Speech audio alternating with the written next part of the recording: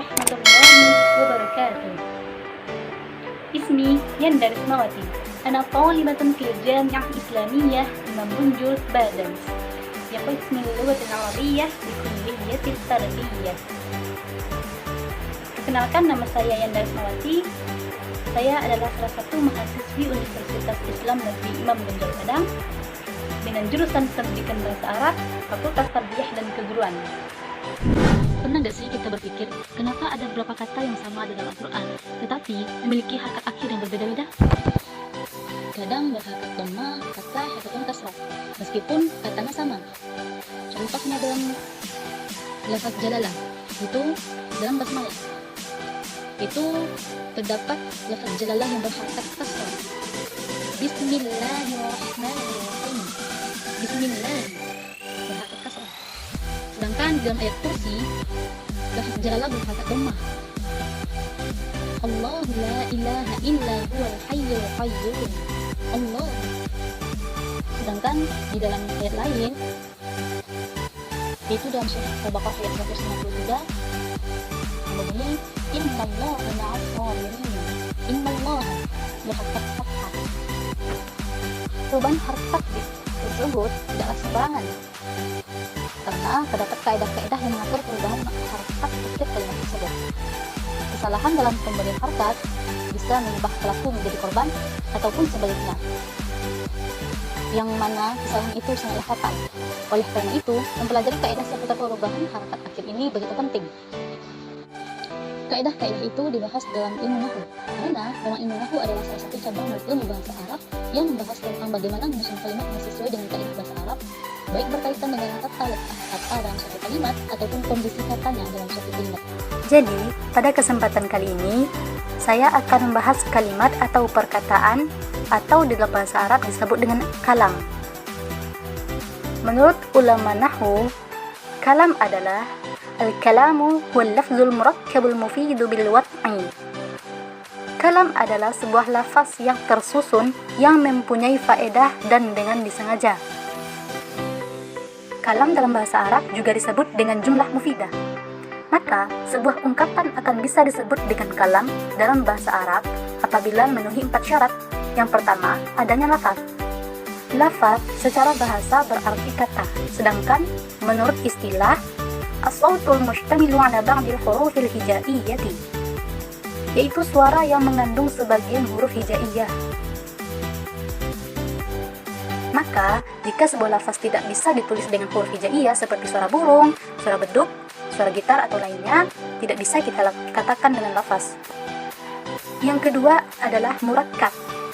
Secara bahasa, murakkab berarti tersusun, sedangkan menurut istilah murakkab adalah ma tarkibu minal kalimataini fa aktsaru tarkibiyan isnadiyan.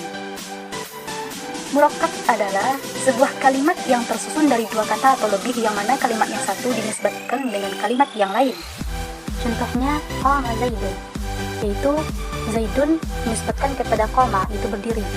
Unsur penyusun kalimat yang ketiga yaitu al-mufid, yang secara bahasa berarti berfaedah. Sedangkan menurut istilah ulama nahwu, al-mafhumu ma'na yuhassinu sukutal mutakallim was-sami' alayhi, yaitu dapat membuat maknanya dan dapat membuat pembicara dan pendengar diam. Contohnya qama Muhammadun, kata-kata yang tepat yang sudah sempurna dan berfaedah dan memberitahu pendengar bahwa Muhammad sedang berdiri, dan membuat pendengarnya diam, tidak bertanya-tanya dari pembicaranya, karena dia sudah bisa mengambil faedah dari kalimat yang didengarnya, yaitu Muhammad berdiri.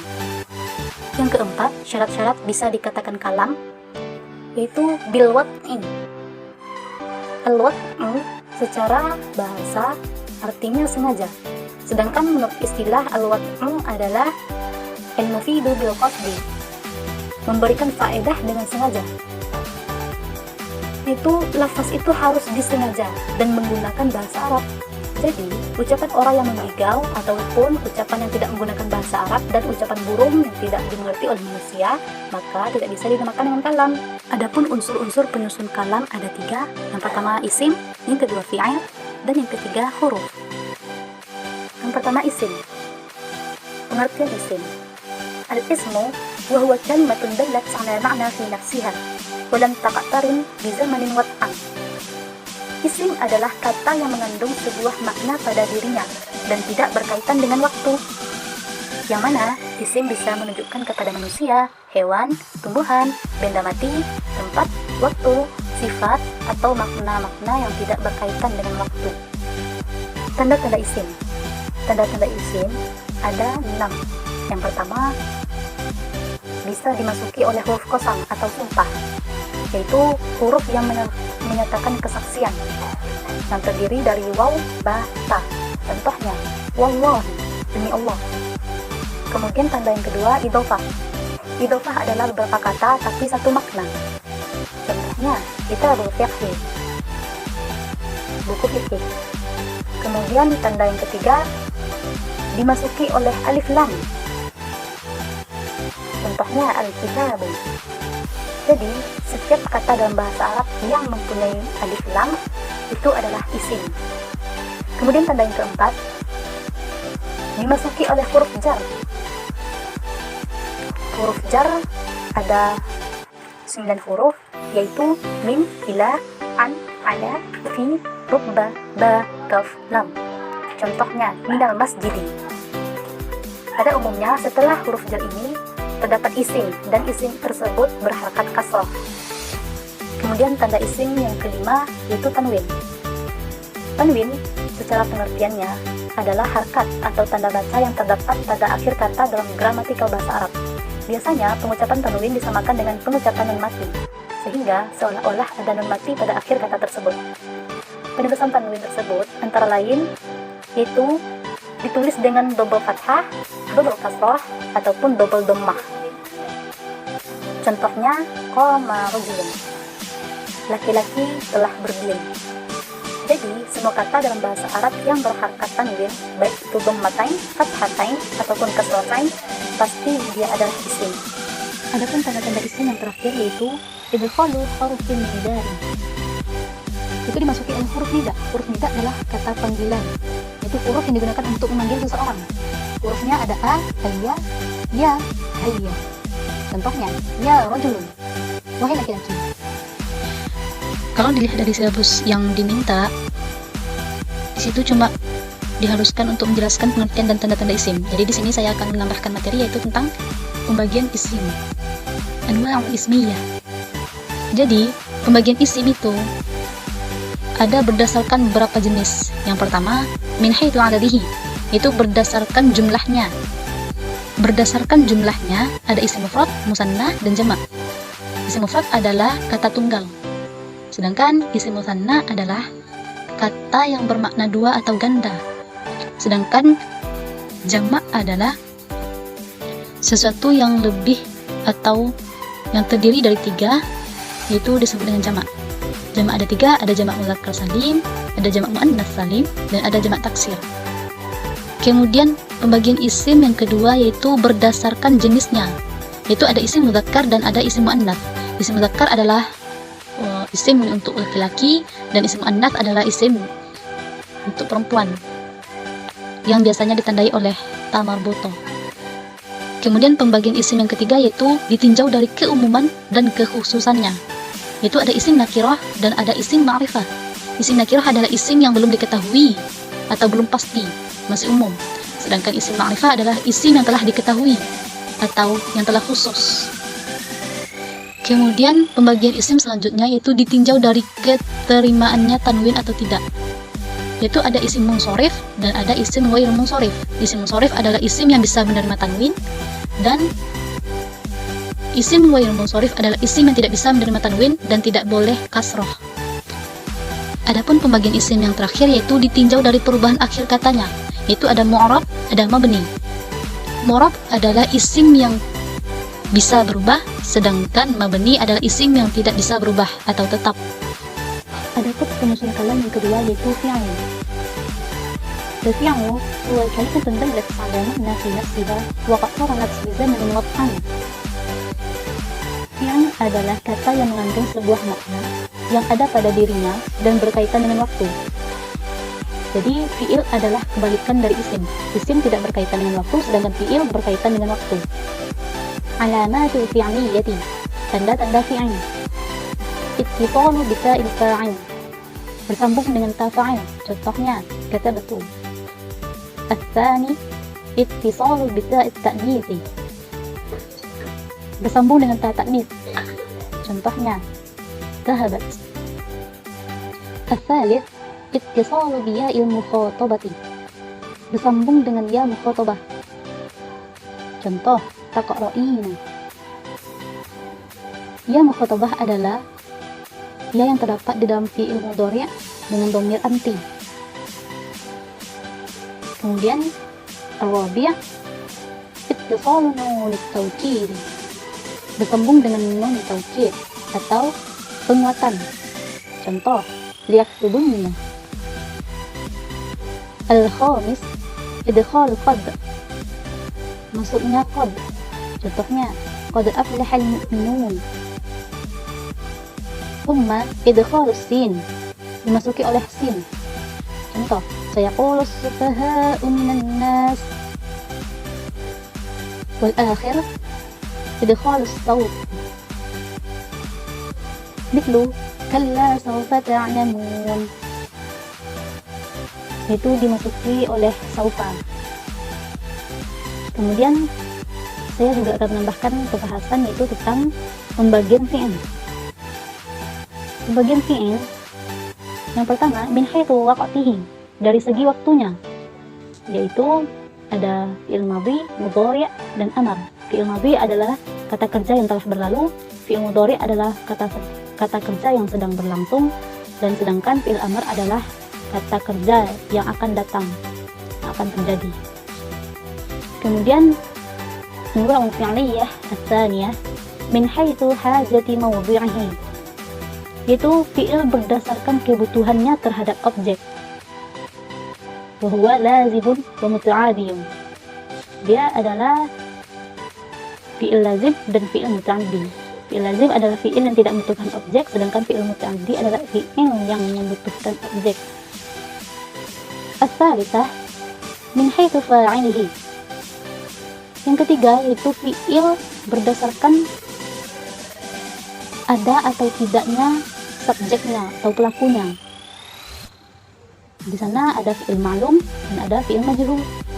Fi'il ma'lum adalah fi'il yang diketahui pelakunya, sedangkan fi'il majhul ada fi'il yang tidak diketahui pelakunya. Dan yang terakhir dari pembagian fi'il adalah min haitsu tarkibihi, yaitu fi'il berdasarkan huruf penyusunnya. Itu adalah fi'il sahih dan ada fi'il mu'tal. Fi'il sahih adalah fi'il yang tidak tersusun dari huruf-huruf illah. Huruf illah ada alif, waw, ya. Dan fi'il mu'tal adalah kebalikan dari fi'il sahih, yaitu fi'il yang terdiri dari huruf-huruf illah. Adapun unsur penyusun kalam yang terakhir adalah al-harfu, al-huruf. Al-harfu huwa kullu kalimatin laysa laha ma'na illa ma'a ghayriha. Huruf adalah setiap kata yang tidak bermakna kecuali jika bersama dengan kata lain. Jadi, huruf tidak bisa berdiri sendiri. Huruf yang dimaksud di sini bukanlah huruf hijaiyah yang terdiri dari 20 huruf, akan tetapi huruf yang dimaksud adalah setiap huruf hijaiyah yang memiliki arti, seperti li, bi, fa, wa, ka, sin, dan lain-lain. Wa'lamatuhu, dan tanda-tandanya ma la yaslihu ma'ahu dalilul ismi wala dalilul fi'li. Tanda-tanda huruf yaitu setiap kata yang tidak termasuk isim dan tidak termasuk fi'il, berarti dia adalah huruf. Pembagian huruf sangat banyak. Jadi di sini saya membaginya berdasarkan masuknya ke isim atau ke fi'il, atau masuk ke isim dan ke fi'il. Yang pertama, huruf-huruf yang masuk ke isim, yaitu ada huruf jar, min ila, an ala, huruf ba, kaf, lam. Yang kedua, huruf qasam, itu huruf qasam atau sumpah yang terdiri dari waw, ba, ta. Kemudian inna wa akhawatuha, yaitu inna, anna, kinna, laita, la'ila. Kemudian harfun nida, yaitu huruf untuk memanggil, kata panggilan, yang terdiri dari ya, ayya, hayya, harful istithna, itu huruf-huruf kecualian. Hurufnya adalah illa, waiwa, siwa, sawa'in. Kemudian wawul ma'iyah, yang biasanya digunakan pada maf'ul ma'ah. Dan yang terakhir yaitu lamul ibtidah, lam untuk memulai. Kemudian huruf yang masuk ke fi'il yaitu ada huruf nasab. Huruf nasab adalah huruf untuk menetapkan isim fi'il sudah. Adapun huruf-hurufnya yaitu lam, idzan, kai, lam, kai, lam huruf, hatta, jawabul fa'i, waw, aw. Kemudian yang masuk ke fi'il yang kedua yaitu ada huruf jazam. Adapun huruf-hurufnya lam, lamma, lam, lamma, lamul amri wad du'ai, wala fitnah minad du'ai, wa in, wa ma, wa man, wa mahma, wa ila, wa ilma, wa iyu, mata, wa inna, wa idzana, wa anha, wa khaituma, wa khaitama, wa idan, itu yang fokus. Kemudian lam, wa ma rafiah, lam dan ma untuk meningkatkan. Dan yang terakhir adalah didahului oleh qad atau sin ataupun saufa. Adapun huruf yang masuk ke isim dan fi'il yaitu ada huruf qaf, yang mana hurufnya adalah waw, fatul, ma, au, an, imma, balla, lakin, hatta. Kemudian huruf istifham atau huruf untuk menanyakan sesuatu yaitu terdiri dari a atau hal. Kemudian wawul hal. Dan yang terakhir adalah lam qasam. Mungkin sekian penjelasan dari saya. Kalau ada kekurangan saya mohon maaf. Semoga bermanfaat. Don't forget to like, comment, subscribe, and share this video. يمكن هذا مني عفوا على كل خطائي والسلام عليكم ورحمة الله وبركاته.